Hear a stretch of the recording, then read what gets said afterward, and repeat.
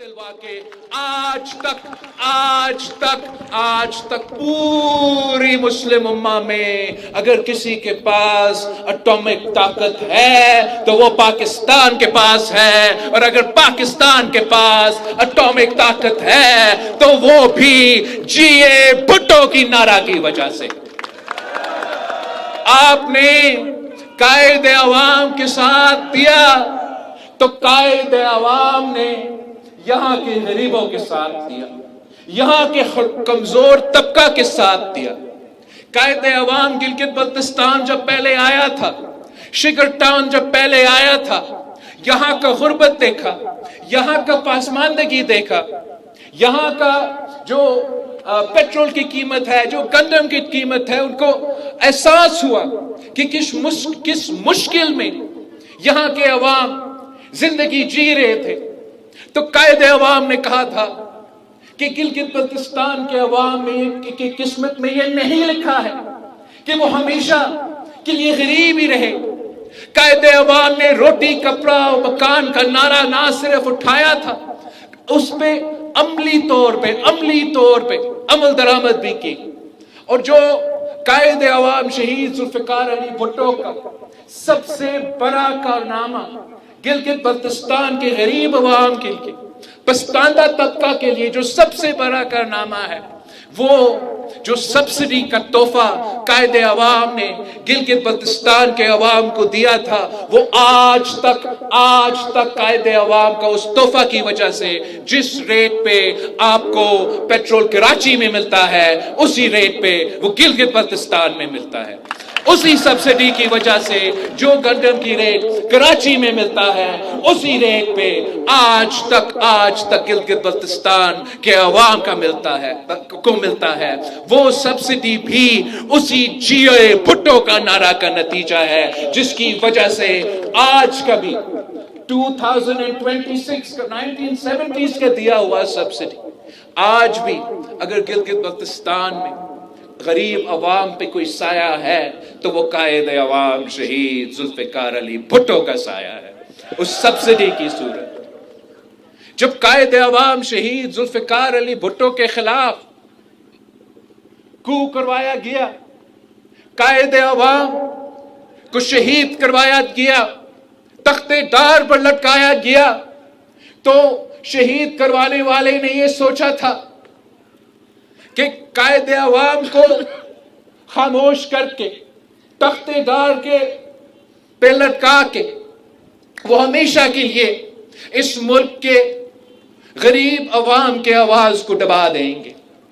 اگر قائد عوام کو شہید کیا گیا تو کوئی نہیں ہوگا جو مزدور کا بات کرے گا، تو پھر کوئی نہیں رہے گا۔ کہ یہ سوچ تھا، غلط سوچ تھا، یہ اس غلط فہمی میں تھے کہ قائد عوام کو ہم شہید کر دیں گے تو کسان کے لیے آواز اٹھانے والا کوئی نہیں رہے گا، طلبہ کے لیے آواز اٹھانا کوئی نہیں رہے گا، جمہوریت کے لیے اور عوام کے حقوق کے لیے آواز اٹھانے کے لیے کوئی نہیں رہے گا۔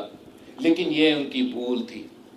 شہید محترمہ بینظیر بھٹو نے وہ علم تھامی اور 30 سال اس پارٹی کے پرچم کو تھام کے جدوجہد کرتی رہی، اس ملک کے غریب عوام کی آواز بنی، اس ملک کی خواتین کی آواز بنی، اس ملک کی نوجوانوں کی آواز بنی، اس ملک کی کسانوں کے، محنت کشوں کے، مزدوروں کے آواز بنی۔ اور آپ کی ساتھ کی وجہ سے، گلگت بلتستان کی عوام کی محبت، وفاداری، بہادری کی وجہ سے، آپ کی محبت کی وجہ سے ہم نے شہید محترمہ بینظیر بھٹو کو مسلم امہ کی پہلی خاتون وزیر اعظم بنائی۔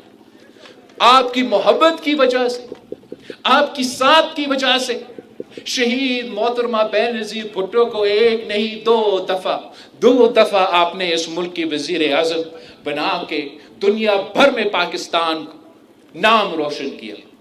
آج تک اگر پاکستان، دنیا میں پاکستان کا کوئی پہچان ہے تو وہ شہید محترمہ بینظیر بھٹو دنیا پہچانتی ہے۔ میں آپ کو بتا سکتا ہوں، میں اس ملک کا وزیر خارجہ رہا ہوں، دنیا بھر گھوم کے آیا ہوں. جہاں میں جاتا تھا تو چاہے وہ اس ملک کا بادشاہ ہوتا تھا، وزیر اعظم ہوتا تھا، صدر ہوتا تھا، وزیر خارجہ ہوتا تھا، تو وہ مجھ سے ملتے تھے. تو اس لیے ایک عزت کا مقام اس لیے صرف نہیں دیتے تھے کہ میں پاکستان کا تاریخ کا سب سے نوجوان وزیر خارجہ بنا. وہ مجھے وہ عزت اس لیے دیتے تھے کہ میں شہید محترمہ بینظیر بھٹو کا بیٹا تھا. وہ مجھے عزت اس لیے دیتے تھے کہ میں قائد عوام شہید ذوالفقار علی بھٹو کا نواسا تھا.